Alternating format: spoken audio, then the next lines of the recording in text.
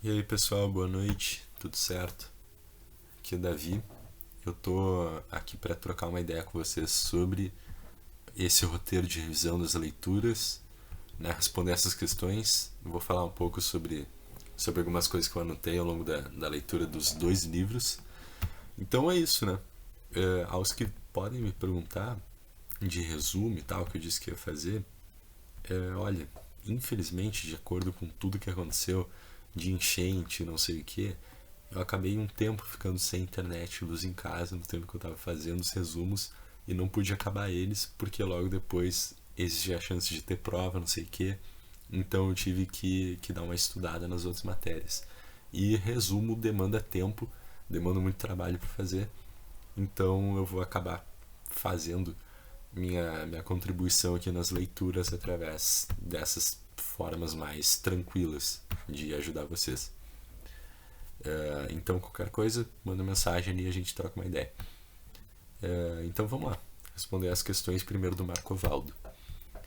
Para a questão 1, né, que é como a relação entre Marco Valdo e o ambiente urbano é retratada ao longo dos contos, a gente pode pegar aqui uma citação da primeira página do livro, né, do primeiro conto lá dos cogumelos na cidade. E esse trecho ele diz que o Marco Valdo ele tinha um olhar pouco adequado para a vida na cidade e que coisas como avisos, semáforos, vitrines, letreiros, cartazes, todas essas coisas que a cidade tem, que são feitas para atrair nossa atenção, elas não detinham o olhar do Marco Valdo. Ou seja, o Marco Valdo pouco se importava com isso. Ele não dava atenção para essas coisas.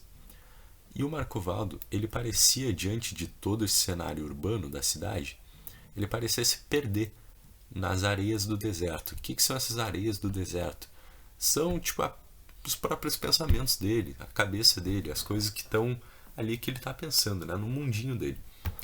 E aí aqui diz também, né, uma folha amarelada no ramo, uma pena, não escapava nunca dos olhos do Marco Valdo.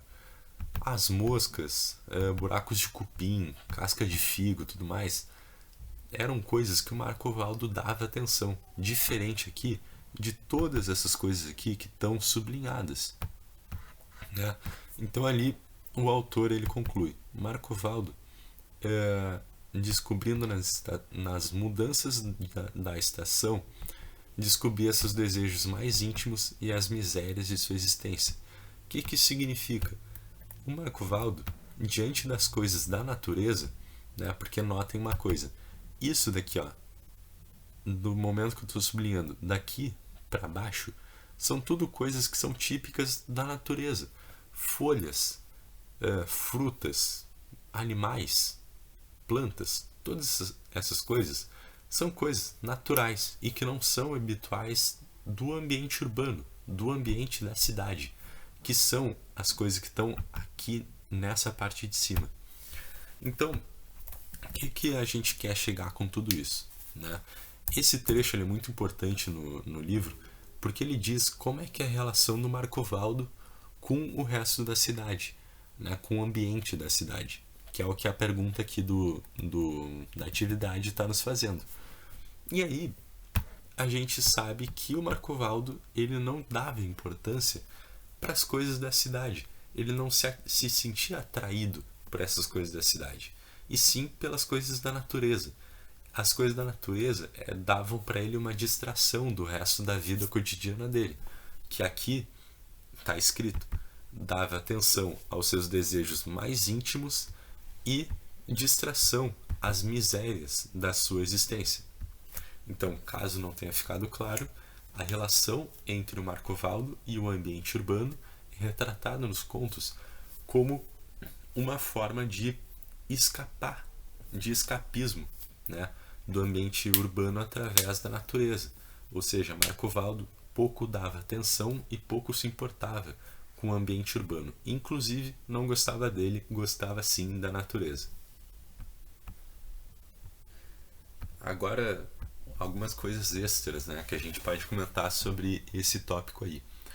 Os primeiros contos do livro, os 4 primeiros contos, né, que fecham o ciclo inteiro da natureza ali, das estações, eles abordam muito essa questão da relação do Marco Valdo com a cidade e com a natureza, né?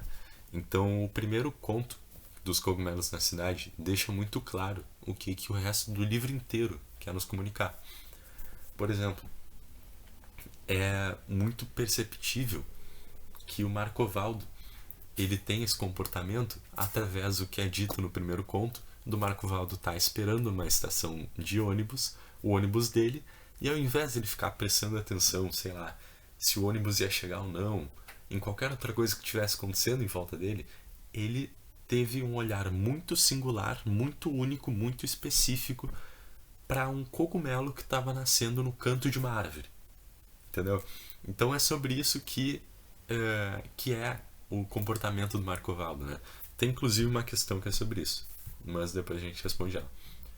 Então, no primeiro capítulo mostra isso aí, que mostra que a relação do Marcovaldo com o ambiente urbano é totalmente indiferente, é totalmente de ele só não gosta daquilo, nada daquela monotonia da cidade, asfalto, prédio, essa repetição, e sim das coisas da natureza que são mais variadas e que são mais especiais, digamos assim.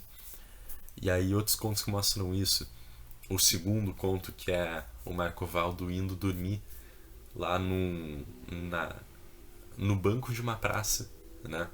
E ele foge de toda a rotina dele de sono da cidade, de trabalho dele que ele precisa, porque ele simplesmente acaba gostando do ambiente do parque, porque é o ambiente mais próximo de natureza que existe na cidade, né? Então a gente consegue observar essas relações do Marcovaldo com o ambiente urbano através desses dois contos que falam bastante disso.